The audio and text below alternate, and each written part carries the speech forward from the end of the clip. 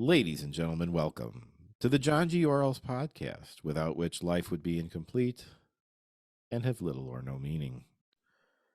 With me, as always, joining us from Skokie, Illinois, is the man on the beat from johngysbeat.com, Mr. Jonathan Rasputin Robleski. John, how you doing, buddy? I am well. How are you? I am good.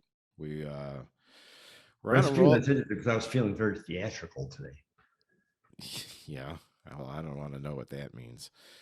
We're on a roll right now. We're having some really good guests, and we're having a lot of fun. We're closing in. You finally brought one to the table. It's good. I brought a great one to the table. Yes, you did. We're closing in on episode 50, which is going to be a big deal. Our 50th episode. I'm not going to reveal anything about it yet. Just know that that's going to be a little different than some of the other ones we've done. So stay tuned. Aren't Glenn Allen and Skokie declaring that the John Giro's podcast day? Maybe in the patches, in their respective patches. If I could write it in there, I will. Yeah, I mean, it could be planted in there. So anyway, our guest today is someone I've actually known since high school. So for me, I probably knew him and probably met him in like 96 or so. And since then, he's gone on to open or be a part of his family business, which is a hair salon called Hairborn, and it's currently in Lombard off of North Avenue and 53 here in Illinois, in the western suburbs. But he is also a business owner for a couple other businesses. He is a photographer. He has done DJing. He is a man of he can work with his hands. He can do. He's like a Swiss Army knife of a man. He is a Swiss Army knife of a man, and I think there's no better intro we can give him than that. So why don't we just dive right in here with our good friend and now yours, Mr. Dave Ragona.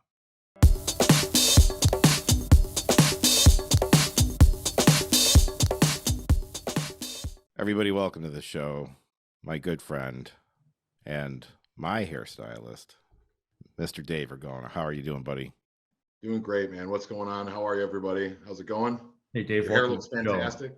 Thanks, man. Well, I just got done up last Thursday, so it's fresh. It's a fresh cut. It feels good. Dude, we got to keep your hair buttery, bro. You need to have that dialed in. Yeah. So I wanted to start kind of with how you and I know each other. Take it back a little bit. So I met you in high school. We both went to Lombard East and Lombard. Now, you were either a year or two younger than me. What year did you graduate? It was 2000. So you were 2 years before me. Yeah, I was 98. Yeah. Okay, that's what I thought. How is it possible that you look younger than me? That's like some good family breeding. That's good family breeding. Is that wrestling and training that does that? That's debatable. I don't know. It's a video filter only. Yeah. But we I want to say I think we met in gym class or something like that. And for whatever reason, we got along really well.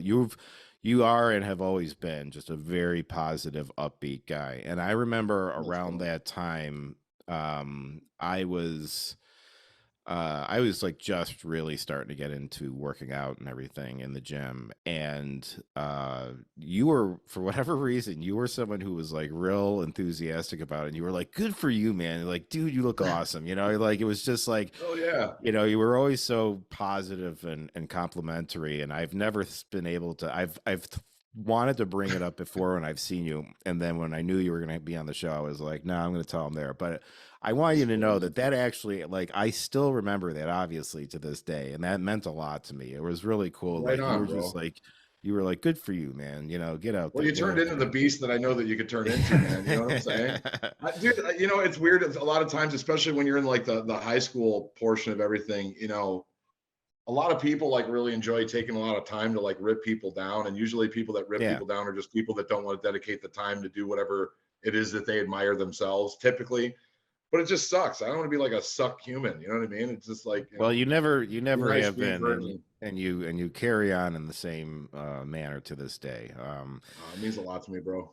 So, time goes by, we get out of high school and everything, and like in high school, I mean, you were a fairly fashionable looking dude, and you kept up nice, wearing your Yeah, I cologne, bounced around quite a bit. hair done up nice, nice clothes Yeah. and stuff, it was, and then so like, years go by after I get out of high school, and then I hear that Dave Ragona's got a hair salon, and I'm like, that sounds about right. I could see that.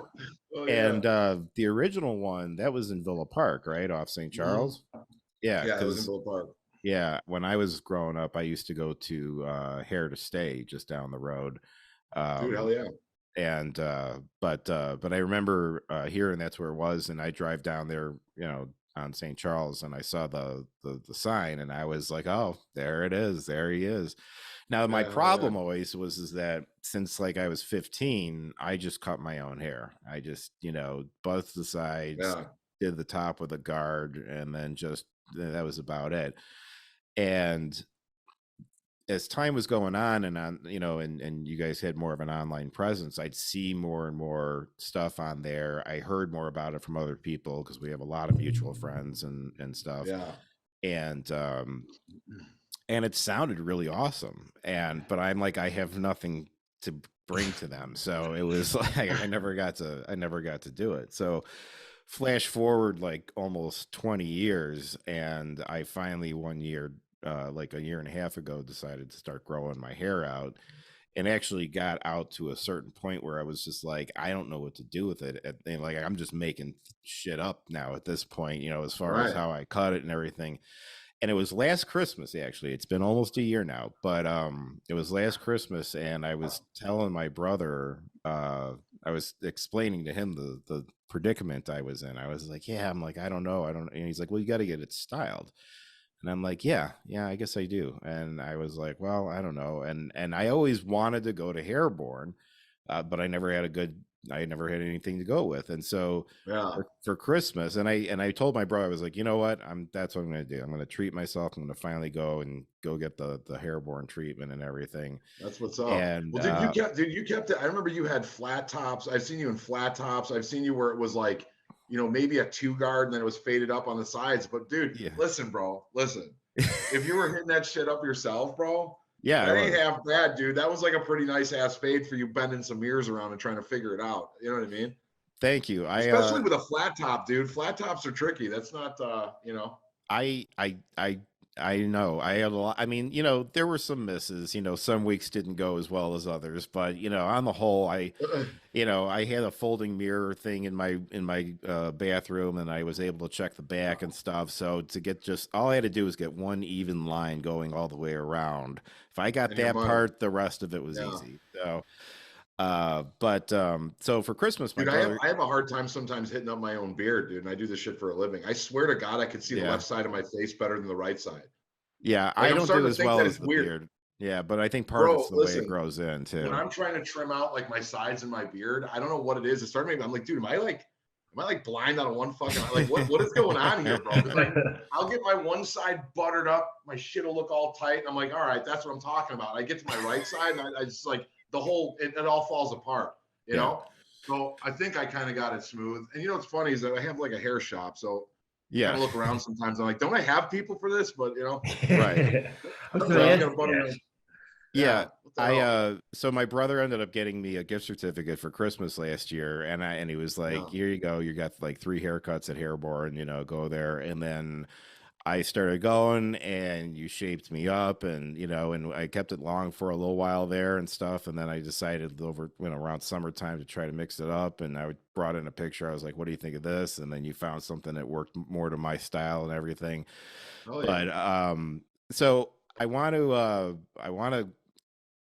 so that's kind of where we're at right now, but I do want to take it back a little bit, and I want to find out, between that time of me knowing you in high school and me finally getting to walk in the doors of Hairborn, how did this all come to be? How did you decide to get into doing hair, and how did you start this business, which I know is a family business, as you've got family business. Your family is working there as well. Yeah. Absolutely, man. Well, like I said, like I took the business in different directions for sure once I started taking more of like a leadership role and taking stuff over. But I was blessed to be able to walk in. It was a little 4-chair shop when it started in Villa Park. Um, dude, like back in high school, man, it was awesome because I mean I was doing hair for everybody. And it's like, dude, and thanks for complimenting the gear, dude. I see some pictures of myself from back then, and there's a few of mine there, and I'm just like, okay, bro, what the fuck was going on here? But Nah, like, but you know you what? know, You pulled it off. It worked for you, thank man. you. Like I loved it, dude. Yeah. Dude, you want to know what it was, man? Is that like that was the like one of the best parts about high school is being like, especially being somebody that was interested in doing hair and stuff, is because like dude, like I felt blessed to just be able to like chameleon in and hang out with everybody. I didn't really try to pick like cliques really too much. I mean, Yeah, dude, I mean my you were a first year, floating entity. Yeah, you kind of just went where yeah, you man. wanted If I was to. gonna be Yeah. hanging out with the football guys and soccer guys or some of the Dungeons and Dragons kids, freaking we partied out. You know what I mean? Yeah. Hung out like rave kids, the punk rockers. I mean, dude, everybody had a super cool, distinct, you know, like thing. You know what I mean? And that was probably one of my favorite parts about high school and actually doing hair. So like when the shop we first opened it in '96, it was like, you know, my dad, my mom, me, my sister was pretty small, and I was, you know, still a teenage and running around, but I, you know, I helped them put this stuff together. It was mostly my dad and my mom, and we built everything. We didn't really come from like any cash, you know. So Yeah. it's like everything that went in there, man. I mean, my dad, for example, is just one of those dudes that like, you know, you give him like a, I don't know, a toothpick, a hammer, and a couple other things, and he'll figure out how to build you something He's a cool. So MacGyver. Yeah. totally, man. Yeah. Yeah. So I felt blessed that I was able to learn quite a bit of that from him. So, you know, we got that thing going in like a little 4-chair shop. And my mom, uh, dude, I don't know how to explain her. She's like the salt. Maybe you met her, bro. She's just one of the Yeah. sweetest women you're ever gonna meet. And Yeah. like, I'm talking about like a work ethic that, especially in today's day and age, is like something that should be shown more and should aspire to. You know, she never had any classic training in how to run those type of businesses or do anything. She just did hair forever, and she was like one of the best, you know, and still is like amazing. So when we opened that place with a 4-chair shop, there was no customers. There was just maybe a couple neighbors and like the ones that she was doing at the house, right? Right. So there's nobody like going in there. There's nobody to run the desk. There's nobody that's answering the phones. If somebody walks in, there's not anybody like, I mean, it was just her. Yeah. So when I was in high school, like I started like, you know, I was doing hair in high school and stuff like that. And it was great, bro. Like I said, I was friends with so many people that like so much weird shit that it was awesome. I mean, going from like, dude, like class A high-end student, like, you know, want to get straight A's to like some punk rock or rave shit. I got to do all kinds of different stuff and it was awesome. So I started cycling some of those people through the shop. And as I was getting my license, I was working. And then after I got my license, got out of high school, and then I just dove right in and started trying to just, you know, help build the place, build my clientele. And then, you know, like we got it really big. I kept on expanding it. I opened it up to the full capacity that I can, like, as much space as I can utilize in that building that we had. Yeah. And then we wound up taking the unit next to it, which I can get into in a little bit, but that was about the extent of growth that we could have at that location. But I was able to get, I think I had 8 chairs like finally in that one, you know what I mean? Which was pretty cool, you know? But yeah, I mean, dude, I don't know. It's weird because the thing that's weird about that industry is that you're dealing with vanity, right? So that's like a very, it's a very interesting part of like the human condition to deal with, because you have this amazing type of power where if somebody's walking in and feeling like shit, if you could talk to them with a, you know, a kind voice and actually have a listening ear, listen to who the person is, find out how they talk, how they move. And when you're trying to construct an idea to give them something new, if that's what they're looking for, and you could just go on how their personality, dude, how they sit, you're watching body language, you're listening how they talk, they give you some kind of idea, and then you work out this whole entire thing. And when you see them turn around in the mirror and you could tell that that person that walked in not feeling great, is feeling pretty awesome, feels good about themselves and walk out. It's probably one of the most rewarding things about our business, you know, like, I imagine, you know, like you could do really well when doing hair, especially if you get really good with like a monstrous clientele financially, which is great. But when you're able to conquer like the shittiness of people's like, you know, feelings when they walk in,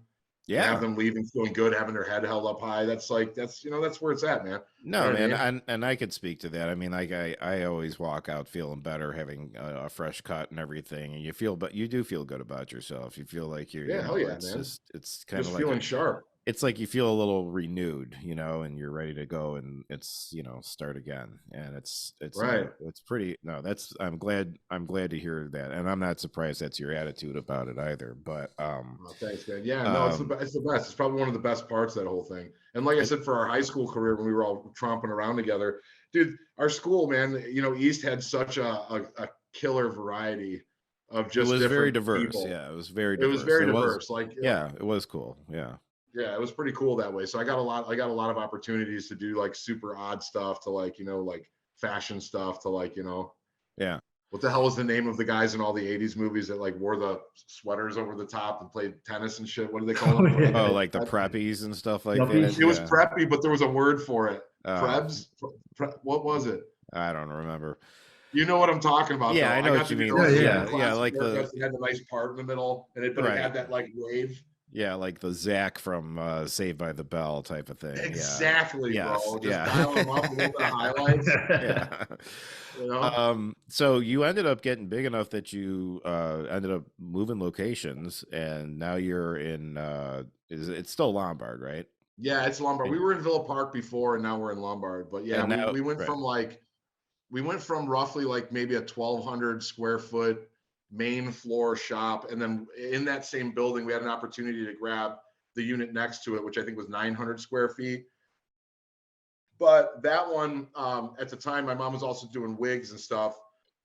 So she wound up doing more of those stuff on the floor. And then, if you remember, I started doing clothes then as well. Right. So I started a clothing company with a buddy of mine. And funny enough, the first one that we did was called Careless Cherub. And the whole thing that I wanted to do is I wanted to make like rock and roll gear, but for like little kids. And what I mean by that is like, if you're a dad and you have a newborn son, Yeah. and you're like, I'm gonna put a shirt with a hot rod on this little fucker, right? Yeah. It's always a kitty cartoony hot rod. The fucking car's got eyeballs, like, you know what I mean? Yeah. So like, essentially, it wasn't anything that was like groundbreaking. I wanted to take a But that's cool though. Yeah. Right, yeah, a rock and roll shirt or a hot rod shirt, like, and shrink it down and put it on them, So it was Careless Cherub. Yeah. And then what happened? What we had one rack. It was this little tiny like rack that was made out of this gas tank thing, right? Yeah. And from there, we had people that were liking the clothes but wanted them in adult sizes. So we started doing Careless. And then we started doing that. So we moved into that 900 square foot thing. But before we moved into there, bro, funny story about that. We got these two little printing machines, bro. So after work, when I got done doing hair, me and my partner, Joe, we went in the back of the office. So when you went into the second area, you had this like little 500 square foot, like kind of showroom, but at the time it had wigs in it.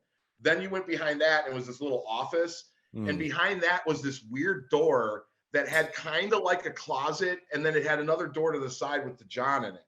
Yeah. Okay. Dude, this thing might have been 10 by 10, bro. It was just enough for us to have two fucking machines. And we'd be standing there like nuts to butts, just freaking like trying to like make shirts and shit and trying to sell these things, dude. Me and Joe have worked close. And when I say close, I mean, it was uncomfortably close. You don't want somebody going to the bathroom and burning up the bathroom when you're working on t-shirts. I'm just putting it to you that way. So that's where it all started, bro. Like the clothing portion of it. And finally, we wound up taking over the front floor to put clothes up and build a little store, and built our first clothing store. But we were still trying to build all this stuff in the back in that little 10 by 10. Yeah. So, dude, it was comical, dude. Like when I'm saying that me and him were making shirts, dude, we're talking like arm to arm in this freaking room. Just like you're wearing one right now. It's called Crook County. Yeah, this is one of the newer Crook County ones. We did a lot of like real crazy design stuff where I was doing like a lot of the drawings for it and everything. But it's weird because Crook is just kind of like, I like it better when it's just a straightforward text design. You know what I'm saying? So it was kind of one of those. But, but it's still going, and it's still alive, man. Through all this crazy stuff, we're still in it. Yeah. So okay, now I want to talk. After that is when we wound up moving. Is what I was getting to, but so I've only been to the new place. I never got to see the Villa Park one in person. I saw pictures. It was a trip, dude. It was a trip. I had that thing like one of those crazy. Dude, I like collecting weird stuff, like, you know what I mean? And like, why wouldn't you display it? Like when I was ripping apart one of the walls to open up the shop, somebody stowed away like four like 1970s beer cans like up in the ceiling when I ripped it down. So it's like I just cleaned them off and displayed them. I mean, I had everything, the craziest shit in that place, like everywhere. I'm like weird with antiques and weird shit. And that's something I wanted to talk about too, is if you walk into this place, the atmosphere is like nothing else. And it's almost like a museum in one way, and yet it's very warm and inviting at the same time. The For sure. Thank you, lighting, bro. the colors, everything is just awesome. And so like a couple of visits ago, I was asking you about when you walk in, there's this chandelier hanging over the entryway, and you said you and your buddies built this thing Me and my with pops, yeah. yeah, Me and my okay, dad. so tell the story about this thing and what you made it out of. Well, you know, it's weird because you know, that whole thing, like one man's garbage could be another man's treasure, that type of Right, thing, you know. yeah. You know, trying to build this grand idea and trying to be, I guess, like a baller on a budget, if you want to call it that. You know what I mean? Yeah. Like I had stowed away cash. I sold a bunch of stuff. I've done like side work on cars and worked with different stuff like that. So I was like flipping some cars. I did some other stuff over there and was trying to save cash to get money if an opportunity like this would arise. So that bringing that into what it was with like the chandelier, like the decor in there is a lot of like lifelong collecting stuff of things that I would come across and think is really cool. And I finally have a space where I've got a You good can put it amount to on go display, before it's yeah. overly crowded and shitty. You know what I Yeah. mean? But the chandelier, it's like trying to make something awesome out of whatever you have. And Is it like man, it's like a what was it, a wheel or dude, was it? yeah, well, you remember it looks like a pirate ship wheel. It's Right, got the yeah. outside spindles, right? So what that actually was a round coffee table. Oh, that's that I right. had That's moved, right. sat on it, blew the glass out of it. So here's this piece of shit coffee table that's all busted up. I wound up going to Restore because I was like trying to find chandeliers when I was trying to like design the space. And dude, at Restore, you could pick up these weird, cool gold chandeliers.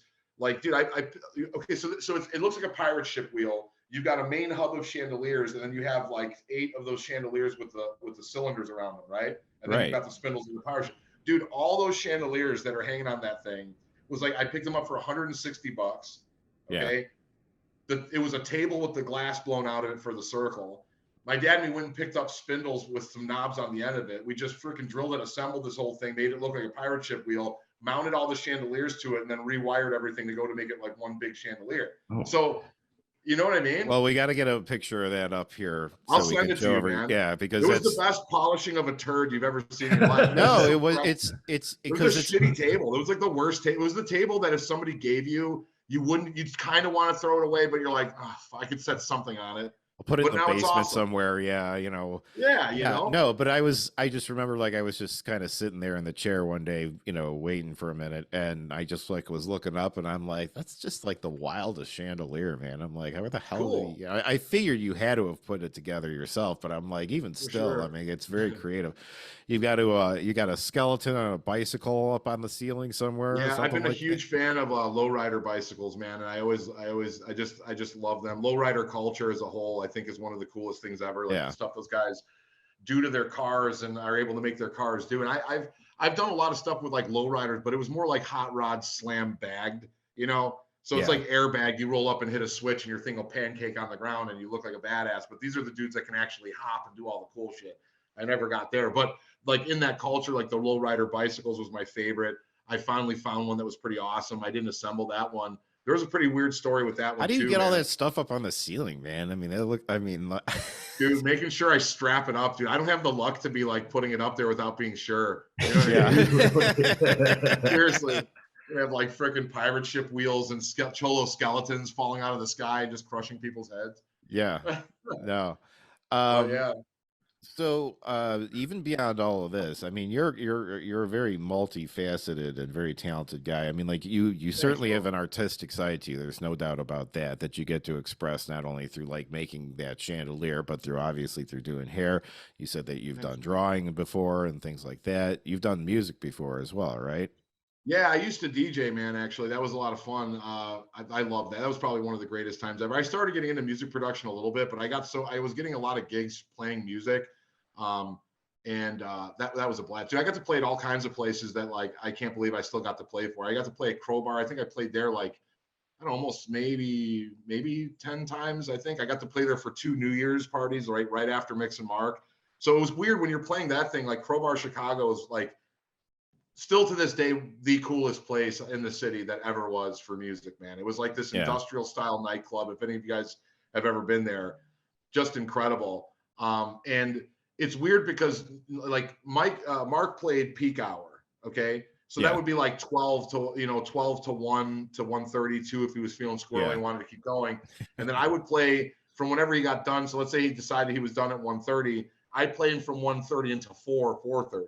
Now, in a lot of clubs, you think that like, okay, after peak hour, everyone's starting to slow down and go. Crowbar was amping up. It was unbelievable, man. Like, and it was at the time when people went out dressed to the hilts, crazy costumes, makeup perfect, wearing cologne, wearing perfume.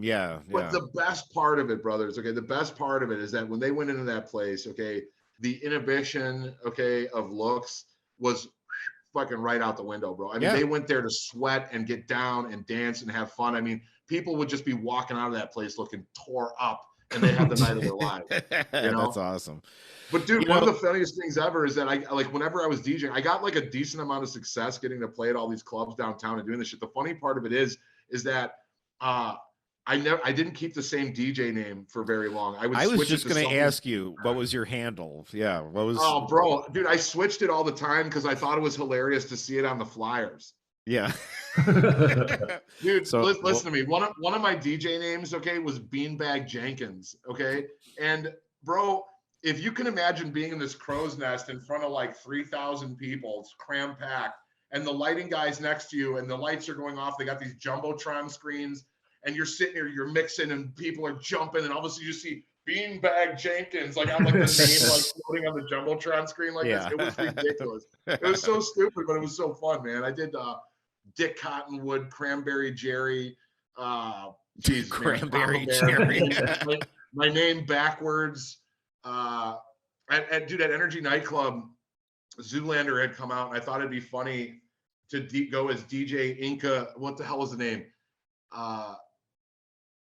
Oh my God, Inca Katinka Kahogan Bahanahana. I can't remember how it was. I spelled it out weird, and I put a bunch of my friends on the list and gave the door guy the name. It was like that long, and I said so they had to say it when they come in. If they could spell it, if they could spell it, then they get in for free. If not, charge them. It was hilarious. Yeah, we had a lot of fun with it, man. I didn't take it too seriously. I took seriously trying to be good at doing it, but it was just so fun when you got to do it, man. And plus, it was weird because most of the guys that were like the bigger name dudes, they had such a good hold on the city. I mean, I didn't know where I was really going to go for it. It's like when I think of like people that are supposed to go where they're supposed to go with music, it's like your brother, bro. Like he's one of my musical heroes, dude. Like he has been since I first heard him play. I think he will always be. Oh man, and the name, his name, and for his personality, Professor Click. Yeah, he's just such a stallion, dude. That makes sense to me. You know, like I'm fucking over here, Beanbag Jenkins. What the fuck am I really thinking I'm gonna do here? You know? Well, I appreciate that, and I know that he does too. He is equally, and I can say this without any question, a very, very big fan of yours, just as a human being. Yeah, I mean, love that guy, man. Your family, you and your brother, like the salted air, some of the best people ever, bro. Anytime I tell him I talk to Dave Ragona, he's just like, man, he's like, that guy's the man. He's the man. You know, he's got nothing but love for you. I promise you. Oh, for sure, dude. I feel the same way, bro. When I've been up there when he's playing, man, I'm like. Dude, Professor indeed, bro. What is he bringing up there? I had like turntables and shit, like a fucking mixing board.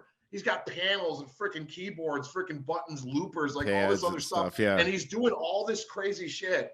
And a symphony of music is coming out of this thing, man. Every time it'll blow the back of my head right off, dude. It's unbelievable. Yeah, it's something that I always try to explain to people that, like, if you just listen to his recordings, you may just think that it's just a bunch of electronic, stuff that's been programmed in or whatever. But it's like, no, so much legitimately playing all of this. It's Right. got an electronic sound to it, but like if you see him play live, you're going to see him on keyboards and running 3 or 4 different machines at one time. And like you Dude, said, it all comes out in just it was some awesome amazing. stuff. Bro, So I got him to play, like we did like a mini hair show at Brower, and I wanted to do kind of like a cyborg like cyber chick type thing, man. And I got really into building stage props. yeah. So like dude, I built these 2 giant boxes that would light up, and the girls looked all like cyborgs. And the whole thing that I needed is like the girls at all these particular parts of your brother's tracks, like they would like power their head up, and their like lights would go on, and they'd come walking out, and they'd start dancing all robotic and like modeling. That's awesome. And then they like another part of the song, they'd go like this and like go back into the box, you know? Yeah. It was freaking awesome, dude. Like a lot of inspiration, like just in the movement from that movie, The Cell. But it was funny because these girls that we got to dance, man, like super pretty, okay? Yeah. They were definitely dancers at an adult club. Okay. Sure. Yeah. They knew what they were doing. Yeah. They knew what they were doing. But like when I'm like, we're doing a hair show and we already had it. And like, I mean, these were some sexy robots, you know what I'm saying? Yeah. And they're just at Brower House. But dude, they started going like a little too adult on the show for it. Like I was so it was getting a little too much. Yeah. You just gotta let it go. You know what I mean? I didn't even know what the hell to say. Well, you know, Brower House, you can get away with that probably a little more. John, have you been there before? Yeah, I was there for a wrestling show.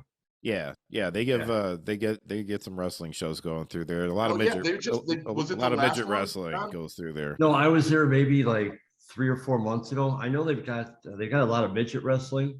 Yeah, one of our friends, Paloma Star, she's been in a lot of the midget wrestling shows. But the reason we're mentioning it is because Brower House is literally right next door to Hairborn Saloon. So that's well, dude, I've been good friends. Yeah, I've been good friends with Steve for a long time, man. And like when the opportunity came across that he was opening up, he was expanding the other direction. And if I was going to do this, I wanted to be butted up right next to Brower House because the idea of what I wanted to build is I wanted to have something that was like an all-inclusive. Like if you go in the doors, you can go a bunch of different places and have a fun experience, right? Right. And before everything went all crazy with the world, I mean, we had exactly that. Like we locked down the corner. I mean, so if you went in for a haircut, you'd be able to buy clothes at the clothing store I had. You don't even have to go outside. You go right through you go right through a door. You're going into Brower House. You can be listening to live music, comedy shows, drink booze, eat food, beer garden, retro arcade. Go in the back if he's doing this big show. Like we had like this crazy thing going before everything got all weird. And like it's still rocking and rolling right now. But like what that was before everything went nuts, dude, it was fun, man. You know, you'd have people that just be walking around checking out everything inside there. And, you know, it's pretty wild because like that you remember that corner had been dead forever, bro. I mean, who was really trying to nothing was going on there before, and it was survived. It was semi dilapidated. It was just kind of an ugly part of town, to be honest. And it's like now it looks sharp and it looks clean and there's business going on there and stuff. And for sure. Yeah, that's become a hotbed for wrestling, the Brower House. All of a sudden, like 5 different companies are running there. Yeah, I mean that's a big deal for the indies around here. One other thing I did want to mention about your about Hairborn is that I've noticed that the people who work there with you, and I say with you because I know that's the way that you look at it and not for you. For sure, 100%. I can tell that like you allow everybody to express themselves however they want. They dress how they want. They get to be who they are and bring their own individual personalities to the table. And I think that's very cool. One other thing I've always noticed too is I in a given visit, I probably hear you say thank you anywhere to 5 to 10 times to other people working with you. You know, if they say, I'm going to go do this, you'll be like, oh, thank you so much. I really appreciate that. And hey, you know, or they might just be walking by and sweeping up and be like, hey, I appreciate you doing that. Thank you. That I have the utmost admiration and respect for that. You know, I notice that and I pick up on that, and that's very, very cool. That means a lot to me, bro. Seriously, thank you for all of that, man. Yeah, I mean, dude, it's not even like trying to make like a point to do it. I mean, No, honestly, it's like natural. I can tell you well, no, and I appreciate it. I mean, but the thing is that it's like, I think when you have people that are working with you on something, man, regardless of like where you're at in this, like, I don't know, for lack of a better term, like hierarchy right. of a business, right? Wherever you're at on that ladder, like, dude, you need to show appreciation for the people that are there. And if you have people that aren't really towing the line, you know, it's important to be stern, but you could be stern and try to every possible avenue to be positive about it. And dude, like nothing works well without everybody, dude. You know what I mean? Right. Like when I have one of the team members over there that's, you know, that's hanging out and, you know, they're being observant enough to see like, hey, you finished. I got another person that's going to be loading up, and they go over there and hit it with a broom. Like, right. dude, that helps out everybody. That helps out me. And I'm so thankful for these guys. And I'm thankful for the team that I have, man. And I appreciate that a lot, bro, because, dude, one of my biggest prides ever is being able to see like, do diversity in attitude and in look, you know what I mean? I like people to be able to express themselves and be who they are. And I'm very blessed to have the team that I have and the team that I've had. You know, I've had a couple people leave under circumstances that weren't like ideal. But at the same time, like, you know, I think, you know, they wanted to try something new for them. And then the way that I had one situation, to not go into too much detail, but like the way that they wound up leaving was like super odd. And I was just like, I was talking to him, I was like, bro, you know, why would you go like this? Like, what is it? And he's like, honestly, dude, like, I didn't know how this was going to go. I didn't know how you were going to react. And I'm like, bro, I'm like, you know, what did you think I was going to like? I was going to club you or something and be like, well, right, you're trying to leave the salon. And you know, you work here till you die. Come here, you you know? son of a bitch. Yeah, you dirty bastard. Come over. Like, what are we talking about? So I was just like, no, you know, dude, I mean, like, you know, I was like saying, I'm like, dude, I'm sad to see you go, but like, you're brilliant. You know, I think that you're going to do great, you know? Yeah. And then even after that, there was some stuff that was kind of weird with everything, but you know, that's neither here nor there. Even with the people that aren't there anymore, I've gotten to learn a lot from them. The time that we shared was cool. You know, sometimes it's a little bit hard. I've had some situations that were pretty aggravating, but like, as far as a whole, bro, I feel like blessed to have been able to do what we've done and have the people that we currently have and people that have moved away or just chosen different paths, you know. But I will say this, man, it's weird. It's weird now because in the climate that we're in, it's strange because it's something that I love and I've always felt that I've prided myself in was I accept everybody that walks through the door. But when I have to accept everybody that walks through the door, I expect, you know, especially if they work under the flag, right, that they have to do the same for other people as well. And that lately with the climate of everything has been a little bit challenging, you know, as well as anybody else, that everybody's like super polarized. So it's like, you know, like trying to like maintain this type of balance and saying like, hey, dude, like I accept you, you accept me. This person comes in school. I mean, bro, when this whole thing happened just with COVID, dude, trying to wrap my mind around how to attend to everyone's emotions that were coming through the door was fucking exhausting, bro. Yeah, you know? well, because everybody's coming from a different. Asshole. You're not wearing a mask. You're an asshole. Are you vaccinated? You're an asshole. I'm not vaccinated. Are you vaccinated? I am vaccinated. Well, you're an asshole. Now, are you vaccinated? You're wearing a mask. You're an asshole. Are you not vaccinated? Wearing a mask. You're an asshole. It's like, dude, can everybody just be cool? We've got the information. Just like let's like chill the fuck out, man. Yeah. Do you want a haircut or not? Yeah. Seriously, I just like put this thing on there and like, yo, this is like a everybody zone. Like one rule: be cool. Get the fuck out of here. People crazy, man. So you also so I have met your mother and she is a wonderful, she's a very, you can tell, a very warm person and very Maria, dude. very she's inviting. The best. Yeah, one of the hardest working women you'll ever meet, man. Your wife works there with you too. Absolutely, man. Now I don't know the story. Did you meet her through that, or did she already work with you? I did. Yeah, she actually got her hair done by us like back a while ago. Now I'll be full disclosure. Yeah. Okay. I'm like 7 years older than she is. So at the time when she was coming in there, like getting her hair done, she was like, I don't know, 16 or 17. I think I was like, whatever that would make me, like 24. Yeah. It ain't right. Well, I didn't like, so you know what I'm saying? Yeah. Well, at this point, yeah. At this point, we're groovy. We're copacetic now. Yeah. I'm just saying, like so when she first came in and like was hanging around, she was hanging around getting her hair done. She was actually getting her hair done at the time. This dude, Zach, we worked together. And so that was the thing, because we were doing a lot of scenester hair and stuff like that, you know, the big flock of seagulls, like, you know, that mod haircut that was popular for a run there. It was like the emo hair or whatever the hell you call it. Yeah. So she was big into getting that stuff done. Life took everything different directions. And then through a good buddy of mine who you guys may have met if you've been over at Brower House, he was a giant and an incredible guy. They called him Steve. His name was Steve, but everybody called him Evil. His name was Steve Evil. He's the giant bald guy with usually a big goatee that worked at Brower. Okay. Me and him had been friends for a long time, and Alex had started working over there, and she wanted to get into a hair shop because she's done hair for a while. And so he told her to introduce her to me, and then it kind of just like, you know, like it went from there. Like later on, we were working. Honestly, I didn't think that my wife actually liked me like that at all. I mean, my wife is like this extraordinarily beautiful woman, super great, super smart, you know what I mean? A total pistol, ball buster like you wouldn't believe. But like, you know, like my buddy was like telling me, like, dude, like I think she likes it. I'm like, nah, dude, she's kind of been going through a bunch of stuff, you know what I mean? Like all that, there's no way. I mean, dude, like listen to me. I'm like a fucking like a glorified garden gnome. You know what I'm saying? Like, bro, you know what I'm saying? I'm not. Well, I saw the garden gnome that you've got at your station right now. That my wife bought it for me. She gave it to you for Halloween. Like, yeah, it's just like you. It's got no, it was like I almost didn't even want to say anything, but he like I'm sitting there, I'm getting my hair cut, and he does have this garden gnome, and you're like, it does look like, and it's kind of got like this evil look in its eyes. It's like for Halloween and stuff, and I was like, it kind of looks like Dave, you know, but I don't want to say anything.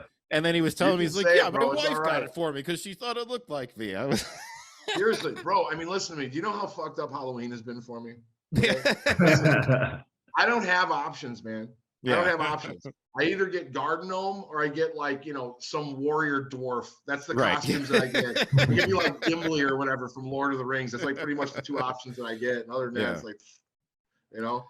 You're asking me to walk around, throw a braid on the top. I'm a Viking. I'm this, I'm that. Yeah. Like, no, not me. But either way, so like we you know, like you know, things kind of like happened. We were just like hanging out, and at some point, like it was like acknowledged that she was into me. She's this, you know, great person. So, you know, we the relationship kind of, you know, built naturally that way. And it's worked out pretty good. It's not easy like working with, and then when you're married, you're living with the person that you're working with. Yeah. And it's not for anything, dude. She's like a tactician at what she does. I mean, honestly, like the shop wouldn't be what it is without her, dude. She is unbelievably smart, business minded, and just so many programs and things that we've been working on wouldn't have even existed if it wasn't for her thought putting it in that. So definitely, you know, lucked out on that one so far. You know what I'm saying? So yeah, no, that's awesome. No, I mean, if I'm on your podcast in a couple of months, but I'm broadcasting from a fucking van outside of your house, you know that shit went sideways real quick. things didn't go quite the way you thought. Yeah, exactly. I'll be in the van with a little bubble window, and I'll just be like, bro, listen, this is where I keep my clothes. Yeah, this is where I take shit. It's great to be back on the show. It's great to be back on the show. I got to ask you about the name of your the clothes though, because you talked about you know the division in society right now. We all know it's insane. Yeah. Crook County could have some divisive political undertones or overtones. I never know the difference. Has that created any issues, or is that good for sales? Well, you want to know what's weird, man? It's like a little column A, a little column B. Crook County, it's interesting because like I didn't come up with the name, right? I was drawing political cartoons when we started wanting to make these shirts. And I'm like, well, I'm enjoying drawing these political cartoons. And then I would always write under the name of it Crook County, because most of it was based upon, you know, cartoons about people that try to take always money over people and different things like that. Like I had these drawings of this like bearded crazy guy with the big top hat, and he's holding on to this giant coin. I did a lot of stuff with rats. I would always draw these freaking rats on it, like trying to like hoard all their coins and stuff like that. You know what I mean? I did one that was pretty awesome. It was this giant vulture that was standing on top of this one cane, and it had this big hat, and there was like all these like people that were stacking like coins up as tall as this thing was. So like if the vulture was this big, like the people were down here. It was like that type of drawing, and it'd always be signed under like Crook County. So the Crook County's been around like the Windy City, right? And the Windy City stood for politics. That's where that thing came from. Same with Crook County, right? Right. What wound up happening is it was just a term that I thought was great. it's a statewide issue that we have here for sure. But I mean, Chicago is the city of the state. If anybody wants to talk about Illinois, they talk about Chicago. Right. And that's where a lot of like pretty goofy policy resides. But at the time when I was doing it, it was more like an overall broadcasting thing about how many people in power, particularly in the state, will always go out of the route of fast money rather than trying to take care of the people. And I think a lot of people got that. But how we wound up going forward with Crook County was, I didn't believe for a second I could own the name. Okay, everybody owns everything in every variation of everything. Like, try and get a fucking domain name, you'll know what I'm talking about, right? Yeah. Everybody owns everything. So me and my boy Joe, man, my partner, my brother, we're like, we're making this stuff is moving, we're making sales on it, it's going pretty well, we're having fun doing it, and like, we're trying to make it into a business. It's like, dude, we're gonna build this thing up and we don't know the name. We're just waiting for like a cease and desist letter from somebody. So we wanted to federally register, you know, our logo and federally register the name, which we thought, who the fuck would ever think that we'd get Crook County?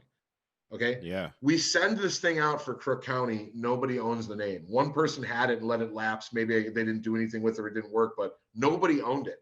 Wow. So, you know, we paid the, like, whatever the hell it was, $1,000 on that on top of our main logo. Cause we, like, anytime we do any type of a business, man, like, if I'm going to go forward with it, I want to own every facet of it so nobody can come over here and try and screw me around. Absolutely. You know? Yeah, sure. So we own, you know, we own the logo on the bear logo, the sea star, which is like the letter mark, and then the verbiage Crook County we own for all apparel, shoes, hats, and everything else. But it was just by some stroke of luck, man, that nobody had owned that name, you know. And as to go into what you were saying about like the political connotation of it, it's interesting because before everything got all nuts, okay, pretty much anybody who saw it, whether you were on the right or on the left, knew that this state was pretty much full of shit, and it has been for a long time. Okay. Yeah. Now it's interesting because, you know, Crook County, it had a lot in the car community, the motorcycle community. A good friend of mine, a brother of mine, Mike, he runs a Chicago United, this massive, amazing stunt rider crew. It's, dude, we're talking 1,000+ bikes when these guys roll out, you know. Like, guys that are from all different walks of life will, you know, rock like the Crook County stuff that are in that group. And it's just kind of like a badge of honor that you're able to like live in and ride through the city, or you're in the city and you're like, you know, it's interesting because I've had people try to go after me that, you know, people, when you're trying to build something, usually people that don't want to take the risk, nor do they want to put in the time or the quickest to try and cut you down. I had people that were coming after me, trying to pull this whole thing like, oh man, you're just trying to capitalize on gun violence in the city and it's bad enough about doing all this shit. And I'm like, bro, if you look at any of the artwork, if you look at anything, even the whole entire point, nothing that infers that at all. Yeah, nothing, dude. I didn't make a shirt called freaking Chirac. Okay? Yeah. Right. Yeah. Crook County is about the policies. Crook County is about the people that keep everybody divided while they're sucking in and pay all the cash like some freaking crazy. You know, and honestly, I never, you know, at any point, you know, ever really thought of it as being biased towards left or right in either direction. No, it wasn't. I mean, it was about poor politics in this state particularly, and it also had the punch of a cheeky name. You know, anybody that goes through Chicago, knows about Illinois, and sees Crook County, they're like, oh, I get that. You know, it's like, yeah, right, you know, exactly. Yeah, part of it was that kind of like a joking punch. You know what I mean? Right, and it's like it's something that, like, you know, anyone can take something and then make it too serious than it needs to be. 100%. You know, I mean, you can take a Warner Brothers cartoon and then say, well, they're trying, they're trying to do this and they're trying to say this, and it's like, no, they're just having fun, man. You know, it's like no. 100%. I mean, sometimes it just is what it is. I mean, like, and it's interesting because Crook County started to move. Everything started getting crazy. You know, we had 3 months being shut down because of the pandemic. 3 months, the whole building was closed down, and we still were paying rent on that space. Yeah. Okay. It was madness. And then we had the waves and peaks because everyone's nervous about this, scared about that. They come back in, they want to go out again. It's like it was all over the place. Wound up deciding that I wanted to take down the clothing store, and I expanded the barber shop over to the side, and we brought everything online. And at the time we did that is when I started another clothing company because I felt pretty passionate about watching the last 3 years, you know, and seeing what my eyes are seeing, and then watching the media try to tell me that what I'm literally watching and hearing isn't happening before my very eyes. And it made me crazy. And the divisiveness, the division, that sewed was unbelievable. So I started another company with my boy Joe. We started Ironclad Resolve, and that's another clothing company. We do a lot of like commentary stuff, a lot of video stuff on our social media platforms and everything. I've got crazy stories. You want to talk about censorship and getting shut down, bro? Baby, they were just smoking accounts left and right for us. But that clothing brand, that clothing brand is clearly one-sided without a doubt. You know what I mean? And it's weird because, dude, like, I can give you my political position like this, and I can make it pretty straight. And this is what's weird because people, I don't know how they don't grasp, because I feel a lot of people that actually will look at what I'm about to say, they'll find themselves in the same boat, right? If you were to look at my political beliefs as a dial on an old radio, okay? I was always set like center, maybe even a little bit left of center, okay? With my beliefs. Like I believe people that are freaking gay and lesbian, I believe if they want to get married, they should get married. If they're going into a church or a synagogue that doesn't agree with it, it's like, build something else and get married there. Just do like, don't let the pendulum swing all the way, find balance. That's where I've been. I love people from all different cultures. I think that all kinds of different stuff is awesome. However, I don't necessarily believe that I'm supposed to engage with another person if they believe they're a trans-dimensional fucking space cat, and I'm supposed to say like, oh yeah, you're a trans-dimensional space cat. Like, I like there to be some kind of balance. So if you were to look at my beliefs, dude, I swear, dude, listen, there's pronouns now that are ghost or ghost self. These are people that like, that want to be identified as ghosts. And it's like, normally that one to me was a nickname. I had tattoo artists named Ghost. Yeah. Either way, I'm going off on a tangent. My whole thing I'm getting back to is that this is why I found it so weird, is that if you were to look at my beliefs, and if I was a dial on an old radio, I was always set to center, maybe a little left of center. Now, skip forward to today, I am a full-blown 100% Republican, 100%, and I never changed my views. Yeah. So how the fuck did that happen? Okay, so like, dude, am I over here being like, oh, get gay people out? They can't freaking get married. All these, no, do nothing. My dial is still in the middle. I've always been more of a live and let live motherfucker. Just don't try to overbear anybody else's shit on anybody else. Don't do it to me. I don't want to do it to you. Yada yada. So my dial never moved, and somehow I'm a crazy Republican, and I think that in itself would explain what the whole entire thing is. You know what I mean? Like, so. Kind of on a tangent there, but like Ironclad Resolve went more on the political realm because that's what it was designed for. Crook County really pertained to like Illinois, using Chicago as basically a home base that's easily recognizable. But when we started it, it was about the politics of people that would take money over people. Right. And it wasn't really a left or a right thing, because we've had Republicans in office over here that fucked this state up. And then we've had Democrats over here that has completely fucked the state up too. So it's just kind of like, dude, like there's enough meat on the bone to let everybody get a little nibble. You know what I mean? Just if you could just take your fist and just remove it from our asshole, that'd be like fantastic. You know what I mean? So am I going too hard, like with all the swearing, talking shit on this? No, well, it's a little late now to bring that up. Yeah, sorry, I should have asked you at the beginning. We start bro. over. I mean, I don't know. No, you're fine, buddy. One thing I did want to. No, you're good, buddy. One thing I did want to touch on though is, again, a lot of facets to you. Photography is a big thing with you, man. I love it, bro. You do some awesome photography. It's on display in Hairborn, and I love all the website stuff you do. I mean, everything. It's really fantastic. I mean, like, you just great work, man. You have a great eye for it. Thank you, man. That means a lot to me. I really love that. Dude. When did that start coming into play for you? Like, when did you say, when did it you was get another serious? thing with just kind of rolling with the punches, bro. And it was this pretty tragic event that turned out to yield some pretty cool stuff. You know what I mean? I had a couple of different partners that got invested into Crook. One of them was one of the most, incredible, most talented videographers and photographers like ever, and somebody who's taught me like quite a bit, dude. As a matter of fact, when he left, I was pretty salty and pretty pissed off about it. I think mostly it was because like he was, he was kind of like a mentor in the stuff that he was doing. It was so, dude, this guy's videography was incredible. I can't explain how talented this guy is, dude. Okay. Yeah. Rob from Cairo. He owns a company called Cairo. He's got a great team, but dude, I can't tell you how much I look up to this dude. And in this realm, the stuff that he makes, bro, in just a camera sweep or the edit or whatever it is, he can convey such emotion. out of whatever the hell it is that he's trying to get at. He just does it. And he was part of Crook, right? So for this whole thing that was going on, we were making content together. I would run his second camera when he would have it set. Normally when we did photo shoots, I was posing a lot of the models and I knew what I wanted to get. I didn't understand the functionality of the camera, but I could always see what I'd like to see. And Rob was great at capturing it.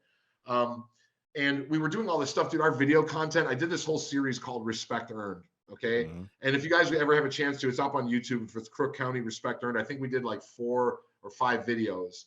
And what I wanted to do is I was trying to highlight local business people and entrepreneurs and workers, people that worked at different facets of life that got up and got after it every day. And I wanted to highlight people that worked hard at what they did. And what I did, and I talked to Rob, and we were trying to get to do like maybe 1 a month or 1 every 2 months.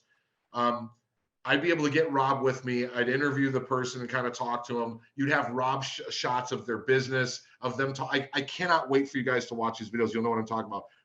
Crook County Respect Earned, and there's like 5 videos. They're only about like 4 minutes to 5 minutes each. On our YouTube channel, we have a section of videos that are related to episodes, and so when this episode comes out, we will link those to our YouTube page so our viewers can go and check that shit out. Thank you, man. So, Thank you, bro. Because all the people that are on there, are still working in their prospective businesses, and the whole point that I wanted to do with the Respect Earned initiative was to not just highlight entrepreneurs of a particular kind. If it was somebody that invested their time in music, I mean, I was trying to get to the point where I wanted to interview, a waitress. I wanted to interview I've got a great selection of people before Rob decided that what we were working on with Crook, he didn't have the time for, because everything was blown up with Cairo.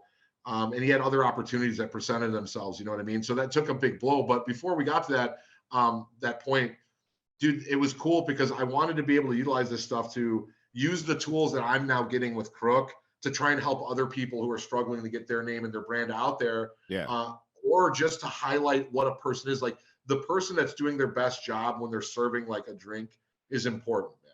Yeah. You know what I mean? Like, you know what I'm saying? Like, I got my one buddy, Jerry, on there. That's a tattoo artist, is awesome. I wanted to try and get a lot of people from a lot of walks of life. So sorry on that tangent right there. But the reason to explain how cool these things were is that once you see it, you're going to understand the caliber of person I was working with, and the amount of loss that was felt once he decided that this wasn't for him. Okay. Sure. Yeah. So now we're going into Corona. All this stuff is falling apart. Sales are down. I can't keep the store open. We're at month 1, month 2. Rob is out now. He leaves. I got so pissed because it could have been a worse time. On top of everything else, now our content's going to look like we're dead too. Like, how can this happen? And later on, I understand more because I was so frustrated by all the pressure that I let it get the better of me. But at the same time, it also is one of those things where I'm weird. I feel that I'm a pretty nice person on most accounts. But I get these moments if somebody says that like I can't or something can't do it. That's when I go like, no, fuck that. Now I'm out to destroy. I'm going to do this so good you're going to notice me again. Right. Yeah. That's what I want to do. So what wound up happening was once he left, I'm sitting here and kind of in a panic. I'm talking with Joe. I don't have any content anymore. I mean, and dude, like, what the hell are we supposed to do? So I said, you know what? Fuck this. I know the shots that I want to get. I need to learn the camera, and I need to learn how to utilize the camera to get what I'm thinking to try and get. And I said, fuck it. So I went and got a camera. I remember that I was running the second camera with him. I started training with a couple of friends of mine, just like a shout out to them if they ever wind up watching this thing. Dude, Lance, he taught me a lot. So he would shoot with me at my shop, and I would watch, run his camera, ask him questions, see what he was doing. And all 3 of these guys, they shot off of different systems. So when I was working with Rob, he shot off of Sony. Nikon was shot off of my boy Lance, who helped me out a lot. This guy Fazil, actually in LA, was somebody that he never was out here, but when I call him, he'd give me some advice over the phone. So Fazil is a great photographer too. Nick Duell, dude, he's one of those people, when you meet him, you're gonna love this guy, dude. Just like incredible, and he helped me out so much. It was unbelievable, man. Like, so you always answering. You had a lot of different trainers to draw from. I did, and I tried to go with every one of them, bro. And dude, Chris Terrell, this is another guy, man, that I wound up meeting. He actually worked for like a cleaning service company as like this head manager. Find out that he's like this landscape photographer that, bro, his landscape shit will make you feel like, you know, dude, he can make, you could be standing in front of the biggest piece of shit and he can just take a picture of it. All of a sudden you're just like, this ain't such a big piece of shit. You know, this is all right. Yeah. He's unbelievable. And that dude taught me so much, man. So I'm Apparel. sorry for rambling on there. No. But A quick yeah, parallel to that though, to wrestling yeah, is that when you go into training, you know, you typically, I mean, you may start with a trainer who you're with possibly the longest, but it's in your yeah, best interest to train with different trainers from different backgrounds that do different styles and can learn different things so that you can take all of those different aspects from all of those guys and then you create your own move set and your own style from the parts that you like and feel comfortable with from all those different for people. sure. So what Absolutely. you're talking about sounds very familiar to me. It's like you learn from all these people, you take what you know what you want from it, and then from there you Yeah. build your own set, you know. Yeah, absolutely, man. I mean, and the other thing too, it's like it's out of gratitude for these people being willing to do it. It's also out of necessity. I mean, bro, at the time when this was going on, the numbers are down. When we had to shut the shop down, I used the rest of the cash to make sure my team was squared away. Okay, and I've got enough in there to float rent. I figured we'd be closed for 2 weeks, maybe a month. So now we're going on 2-3 months when nothing's going on. Rob's gone. We have no content for this. I just got this house, and my now wife, okay, was watching way too much Joanna Gaines. Okay. And we bought we were in the nicest neighborhood. We bought the biggest piece of shit in the neighborhood. Okay. And I'm proud to say that I'm pretty handy with a good amount of stuff, but Yeah. I was also sectioning off cash for that. Right. So I gutted this house in 7 days by myself. 7 days. I got 3/4 of it gutted and then everything shut down, bro. So now I've got this house that's completely trashed. The shop is shut down. I've had cash that was set aside to do this. So I'm spread out. So the reason why I'm bringing all this up is because how grateful I am to get to train with all 3 of these guys that shot on different platforms that I couldn't afford to make a mistake on what platform I was going to buy. You know, I needed something that was really great for photography and in one unit can give me at least good, if not pretty great video footage, right? And it was a lot of that was out of necessity because I didn't have like a bunch of spare cash to drop $3,000 on a body and a couple thousand on lenses. And then all of a sudden realize that I don't get this. I'm working with this guy that uses that or whatever. I really wanted to try before I spent the money to get the best unit, right? So through the grace of these guys that helped me out, you know, I stumbled across what I wanted to shoot with, which was on a Sony platform.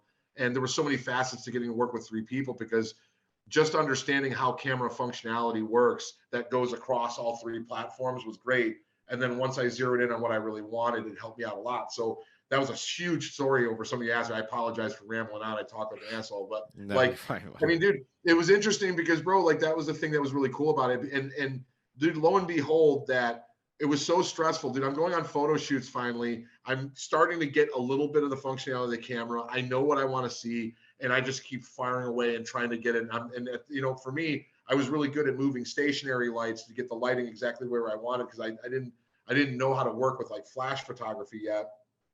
And I was starting to get some really good stuff, man. And it was good enough to make it look like we weren't completely dead, like completely underwater. Right. I started getting weird, dude, testing stuff with green screen shooting. I never did that before. I was putting people in different freaking scenarios and cool places, doing cool stuff. And like by some grace of God, dude, I was able to get it to where it looked pretty damn good. And it didn't look like all of nowhere the company was dead. You know what I mean? Even the technology aside and everything, though, you do have one of the most important things, if not the most important thing, is you have an eye for it. You know, thanks, man, what a good shot looks like. And so I've seen your work, and you know, when in wrestling, you know, you do a lot of like promo shots and stuff like that, but you get no direction. I mean, you stand in front of the camera, and it's like it's up to you to decide like what are you going to pose as, what are you going to do, what's your picture going to be. And there's a lot of times where it's like if you don't have any experience in that, you know, you don't know what to do, so you just you make a face, or you throw up the front double bicep, or you give a thumbs up, or you give the middle finger, or whatever the hell it is, you know. And it's just, no, 100%, because you don't know, you know. So, yeah. but I appreciate when somebody, and once in a blue moon, you might have a photographer who's like, okay, here, like let's try doing this, and let's put you here and stuff, and takes a Right. certain talent and a certain eye. So I appreciate, Dude, for sure. And dude, honestly, one of the biggest blessings of all this is I wound up falling in love with it, man. Like it's probably one of my favorite things to do. yeah, Like, That's cool. and dude, I've gotten to shoot with so many people that have so many different looks, and it's not about like what somebody would consider to be like your standard like attractive just person, like some like Instagram model or supermodel thing. yeah, It's yeah. like No, everybody, dude, all types. everybody has something about them that is supermodel about them. And Yeah. when you get behind the lens and you light them and you see their attitude, or you put them in a situation that makes whatever they are look the coolest, it's the Yeah. best fucking feeling in the world. It's awesome. You know what I mean? So yeah, I Well, love that. we're gonna Let start me get some wrapping. shots of you, bro. Freaking putting somebody in a freaking chokehold. Stabbing them, We've got dude. a picture of me putting this guy in a chokehold. Oh, now see, now it's got to It's turn not- on me. Yeah. Yeah, what's going on here, bro? Fine, you got it. I have one last question for you. And I Yeah. know I'm stealing John's question here because I know this is right up his sleeve. I know that he's Okay. he's been waiting for the whole show to ask you this, but I'm going to take it anyway because All right. just because. This wrestling match for the next podcast is on, by the way. I can see Yes. it. John's got the glasses on, but I can see it. That's the nod of disapproval. So here's the question. Disdain, utter disdain. Here's the big question. Who, Yeah. Dave Ragona, does your hair? Who I does wasn't my very hair? nice, man. Dude, you know what's wild? My mom did it for a long time. Okay. Yeah. And I had this one thing where if she ever stopped doing hair, I just wasn't going to cut it anymore. You know what I mean? It was like one of those things almost because like she was just the best at it. But dude, my boy Tiny at the shop, he's been doing hair now, I think for 4 years, man. He decided that he wanted to start doing hair when he was like, I think 39 or something, or 38. Yeah. And he switched into the career. He worked really hard at it. He became a really great barber. So, you know, he chops me up. The problem with Mama Ragona or like my wife is that nobody listens to anything the fuck I want. You know what I'm saying? You know what I mean? Like, dude, like I know They that do you my up the way wife- they want you to look. Yeah. Yeah, bro. You know, I'm gonna wind up looking like fucking a fat Scott Baio over here with that like really nice halo ball. You know what I mean? It's like you can't do that to me, man. I just don't look at shave your beard off. They take the beard down. I'm like, dude, listen, okay. I look like a thumb without a beard. That's what I look like. I look like a fucking thumb. Terrible. I'm trying to keep a marriage afloat. You want me to shave my beard? Are you fucking nuts? You know what I mean? That's great. I'll be in that fucking van faster than you can blink an eye. I shave this bitch. She's gonna wake up next to me after I pull off my sleep apnea mask and I don't have the fucking beard. Yeah. She'd be like, what did I do? John, you have anything you? No, you stole my question. You Yeah, jerk. I know. I'm sorry, man. I knew that you were waiting on that one, but well, dude, Dave. before we go, if we have just a couple of seconds too, man, I wanted to ask you guys, dude. So, like, Yeah. what's on the docket for the next wrestling thing? Like, dude, we're talking about photography, dude. That could be fun to shoot some stuff. But like, dude, I know that you're training people. Like, you got anything like up on the list or something that we can go to? I couldn't make it to the last one, dude. So what's going on with that? Right now, there's nothing immediate on the horizon, but I am in the hopes of. I would like to think I have not had my last match. I have a plan. I won't divulge it all on here, but I have a storyline that I think would go very well as far as me taking my exit from in-ring competition. But even after that is concluded, I mean, there's still a lot of other things that you can do. You know, be a manager, you can do commentary. I mean, there's all sorts of different roles to play in pro wrestling. And so I don't plan on leaving the business ever, really. I mean, Good, like, yeah. you'll never hear me say I'm retired, even if it's if in my mind, you know, like I have this I built up in my head as my last match or whatever.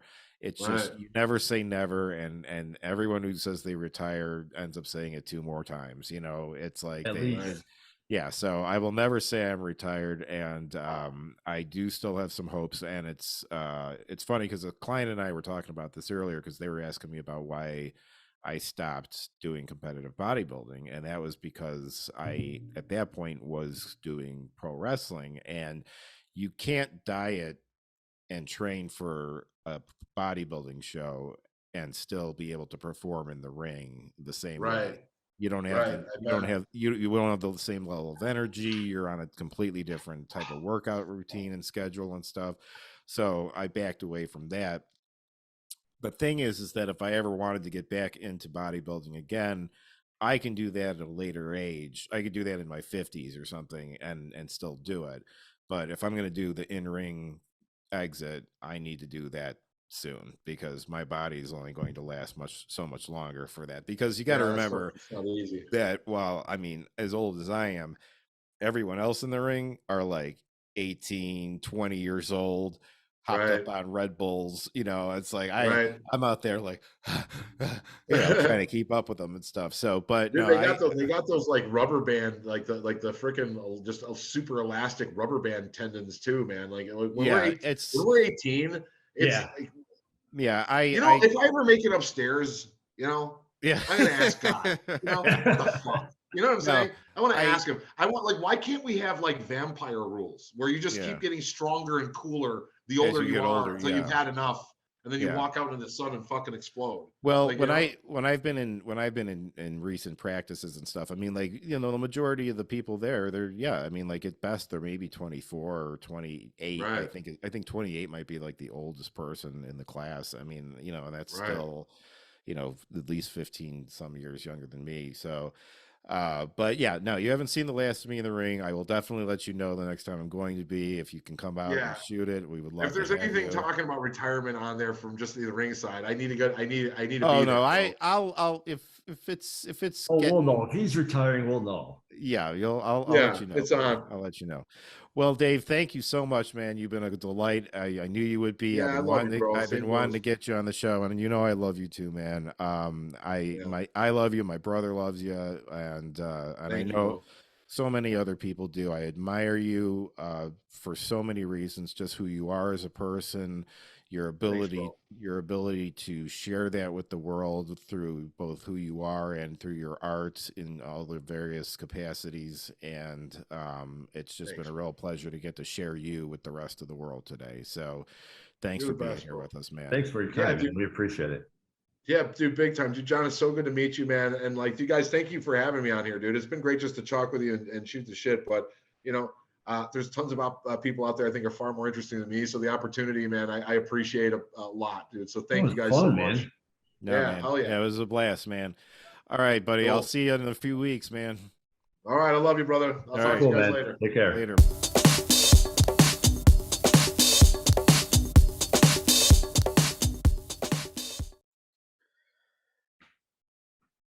Well, there he is, ladies and gentlemen, Dave Ragona. He is a man of many talents. He's just, I can't even put into words. I love that dude. He's just nothing but positivity. He always leaves me buzzing, I mean, no pun intended, but like when I go and I see him, I'm like, I of course walk out feeling better just for, getting a nice, cut and everything, but it's just, getting to sit in the chair, with a buddy and talk and everything. I'm always, honestly, and I wish I mentioned it to him, but hopefully he'll hear this now. But like, I'm disappointed that it takes so little time to cut my hair because I'm only there for like, I'm sitting in the chair like maybe like 12 minutes or something like that. Well, here's a novel idea. You could, like, I don't know, ask him to go to lunch sometime, hang out. Just saying. It's a crazy. No, it's not just that. It's the haircut experience, though, too. I mean, I do like getting the haircut, though, too. So would he be described as a Renaissance man? Because the guy does everything: photography. I would say so. Yeah. Line. Yeah, absolutely. I mean, he's the man for his time and place. Like that. I mean, like I can do everything. I can't do anything. All I got is this dumb podcast. I mean, I got this really cool podcast. That's what I meant. Yeah. Well, anyway, we will get his social media stuff and have it posted up on our links for the show. We did not ask him about that, but you dropped the ball again, else. Well, I'm not. We always put it up anyway. Yeah, and I'm not the only one on the show here. You were steering this one. Yeah, and you were sitting in the back seat. Well, you were stealing my questions, jerk. I took one question and Yeah, I had 2 to ask, and you took 1. So anyway, thank you again, Dave, for being on the Thank show. you, Dave. It was really awesome, and this is one of the things I like about doing this show is being able to, share people I know like him with everybody else, and let them get to see, like this guy exists, and this is what he does, and he's the man. So, so that was a lot of fun, and I'm really happy we had him. As am I. Good dude. John, let me ask you a question. If someone out there wanted to, say, see a picture of you and what your hair might look like, if they haven't already, where can they find you on social media? It's quite simple. They can find me at Johngy's Beat anywhere, but especially on the Johngy's Beat, on the Johngy RL's podcast. See, it should be the Johngy's Beat podcast. But anyway, it's the Johngy RL podcast. That's the best place to find me. It's the most entertaining. Is there an insurrection brewing? Are you gonna try to is this gonna be? Well, we'll talk about that on the show when we don't have guests. Do I need to get nervous around like January 6th? When we don't have a guest, we'll be talking about that. Are you and your cronies going to storm the building here and maybe climb the walls and take over the podcast? But until then, for the 1 or 2 people that might be interested in you, where could they find stuff about you? Stuff about me? Well, they can find stuff about me on the gram at Tommy_else. They can find stuff about me on the twit at Tommy_else. They can find stuff about me on the Johngy or else Facebook page. They can find stuff about me on the Johngy or else YouTube channel. Shouldn't that just be the tube? Or they can find something about me on the spot at the Johngy or else podcast. Or if they wanted to find my own personal video channel, that's going to happen on the tube, they can find it under Tommy Else. So with that, as always, I've been joined by Mr. John Robleski, and I have been who else but Tommy Else. Until next time, be cool. He didn't promote the shirts. Oh, you can get our shirts at prowrestlingtees.com too, under the Johngy's Beat store. So, thank you, and goodbye.